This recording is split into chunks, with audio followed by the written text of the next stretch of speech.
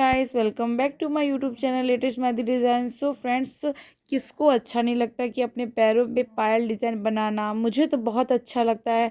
सो आप लोग को कैसा लगता है प्लीज़ मुझे बताना। सबसे पहले तो ये है कि जिन्होंने अभी तक मेरे चैनल को सब्सक्राइब नहीं किया है तो प्लीज़ सब्सक्राइब कर लेना। इतनी अच्छी डिज़ाइन आपको कहीं पर भी देखने को नहीं मिलेगी।